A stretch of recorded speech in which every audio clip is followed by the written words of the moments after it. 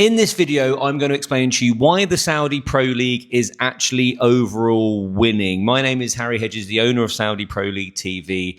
I have watched the Football Premier League in England for 34 years. I'm 37 years old. And in the last 3 to 4 years or so, I've got a little bit tired of it. I'm an Arsenal fan. We finished second 3 years in a row. And when Manchester City came above us 3 years ago, I noticed a real interesting change in the way the media reports things, in the way other fans report things. People take the mick out of Man City for the 115 charges. Yet when Arsenal looked like they were going to win the league, no one wanted Arsenal to win the league. They wanted Man City to win the league. I've noticed since then just lots of media clickbaity type stuff that fans get sucked into, and it creates a very volatile tribal. It's always been tribal. That's okay. But a very volatile atmosphere towards the way the football is reported. And I'm including the pundits in this as well. So I was open-minded to watching a new product. I've watched the Saudi Pro League as much as I can over the last 2 years. It's not on. Every game's not on, but I try to watch the highlights, etc.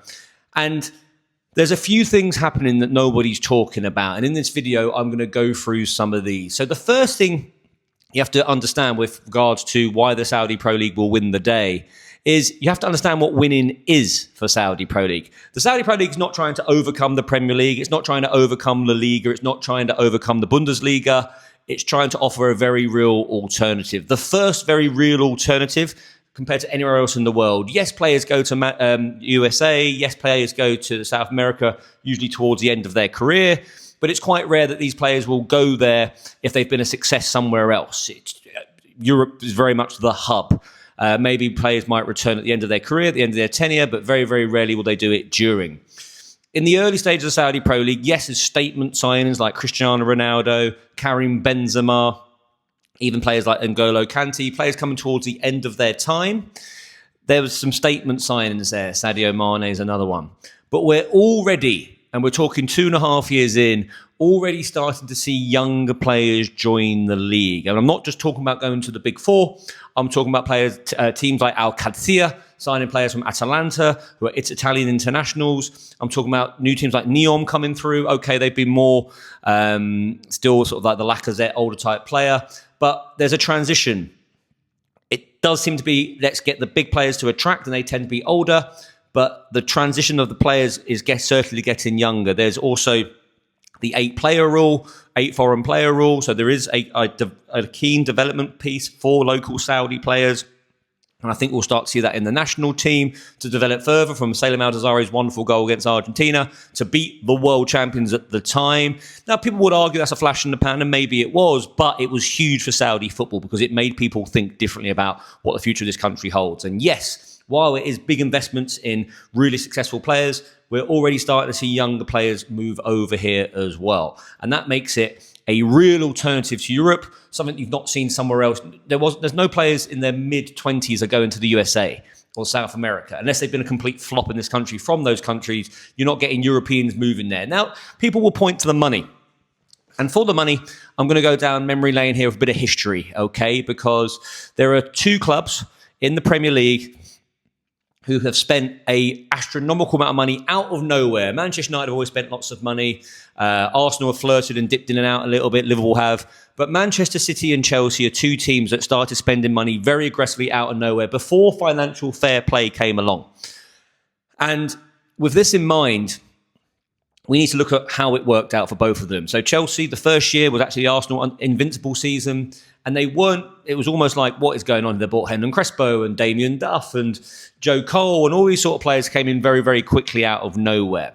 The second season, they actually won the league, and it was because of Jose Mourinho. But in that first season, Chelsea were considered as like there was almost so much confusion about it. And because Mourinho had such a wonderful first couple of years at Chelsea, they became very serious very quickly. And that's very, very hard to do. Despite spending lots of money, it's been very much proven. Look at Chelsea recently. They spent £1 billion in the last couple of years or so, and they haven't got that much better. So the first time it happened where heavy funds occurred, Mourinho got them going, and it helped. And I would say that's the equivalent of like Cristiano Ronaldo going to the Saudi Pro League. While it seems obvious now, at the time when he was at Manchester United, it was not obvious at all. It was, that was not the next step people were thinking. He actually was the 3rd top goal scorer in the Premier League that year, and he's gone to the Saudi Pro League, one of the biggest footballers and most successful footballers of all time. But the Man City comparison piece, I think, is a little bit more interesting because they got aggressive funds from the Abu Dhabi group.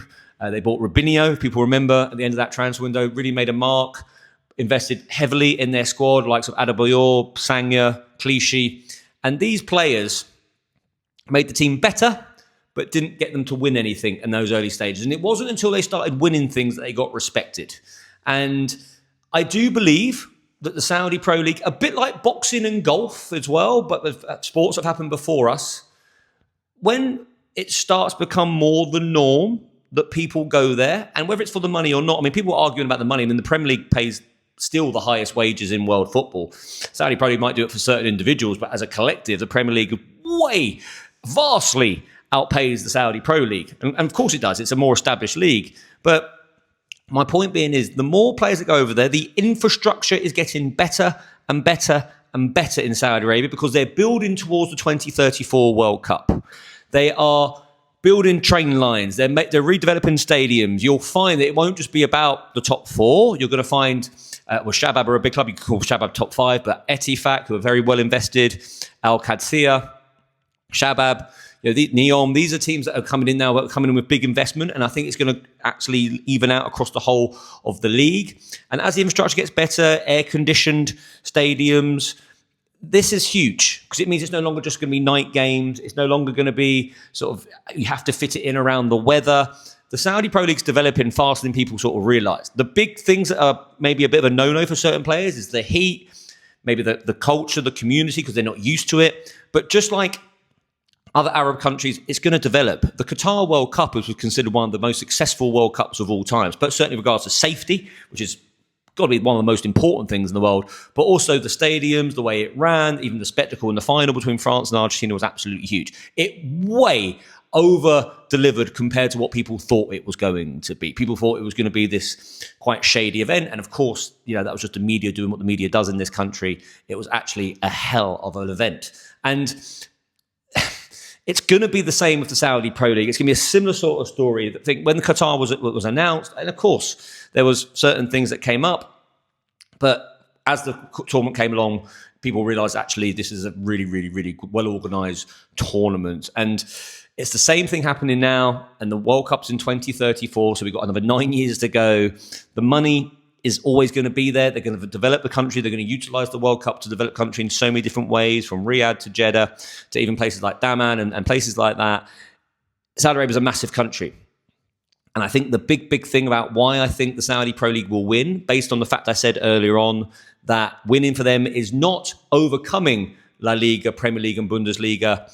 It's actually just to be a realistic alternative, something like no other continent, no other country outside of Europe has ever done for these players. And we're already starting to see the turn. It's so early. Ronaldo's only been there 2.5 years. That's when really the shift started to change. It's already, I think the Saudis, if you ask them, would say they're actually ahead of schedule right now. And even Halal beating Manchester City, getting a draw against Real Madrid, these are huge results. Obviously, it didn't work out in the end against the Brazilians, Fluminense, but there was some other circumstances there. Ruben Neves, another young player who moved them in his mid-20s and international. Cancelo, naturally, what happened to Diogo Jota. The injuries occurred. I do think Halal would have got to Chelsea in the semi-final, and that would have been a really interesting game. But the idea that, and the narrative that is painted in this country, is that the Saudi Pro League is almost a bit of a joke league. A bit like Man City were a bit of a joke team when they first started investing the money. And it wasn't until that Aguero moment that everyone went, oh, they've arrived. Now, it's going to be difficult for the Saudi Pro League to have that moment because they can't do an Aguero in the Premier League and overcome the odds and what have you. But what they can do is slowly but surely build the infrastructure. They've already brought in financial fair play. There's not been one report in this country about the Saudi Arabian financial fair play in the Pro League. Not one. I haven't seen anything. They're not bothered about that. Oh, it's just a place with loads of money. They don't know what they're doing. That's what the structure is over there. By the way, financial fair play in this country, teams don't really know what they're doing. There's been fines handed out to Chelsea. Man City got the 115 charges. Everton have been deducted points. Forest have been deducted points. And they're going to take the place of Crystal Palace because of the fact that they Even though they've got to deduct their points, it's all over the place. It's all over the place in this country. Everyone's trying to cheat. Everyone's trying to get a bit of leverage. Everyone's trying to find a grey area. Yet it's the people over here who have got loads of money who are actually structuring it quite well, trying to build some grassroots. The reason that's occurring is because it's a threat. And the Premier League and the media will want to do that towards that league because we want to keep it all for ourselves. But the truth be told is the Premier League did that to Spain, Italy, Germany. And I think not straight away, but over time, the Saudis will do that, not to become the bigger, better product, because history will always dictate that's going to be very, very difficult, but to be a realistic alternative, just like it is to the boxing, just like it is to the golf, just like it is to the Formula One now. It's a very realistic powerhouse that people will go to and go, I like the sound of that. Where do I sign? And of course, the finances will always help. Footballers are just human beings. Look at Manchester United, Rashford, Sancho, Anthony, massive money they're on there. They won't leave, will they? They won't take a hit on those wages. No, we either stay or you loan us out and pay us the wages somewhere else. It's happened at places like Man City with Carlos Tevez. It's happened at places like Chelsea in the past as well. These big contracts and big wages, these players ain't going to move unless you loan them and pay them anyway. So trust me when I say players are financially invested in their professional career, because of course they are. And who's got the most money in the world? It's the Saudi Pro League. So if you're telling me that there is not a realistic threat to Saudi Pro League getting what they want out of this, which is not overcoming, but being a realistic alternative, which they already are, you are kidding yourself. I hope you enjoyed that. Roll on the new season of the Saudi Pro League, and I will look forward to seeing you all very, very soon.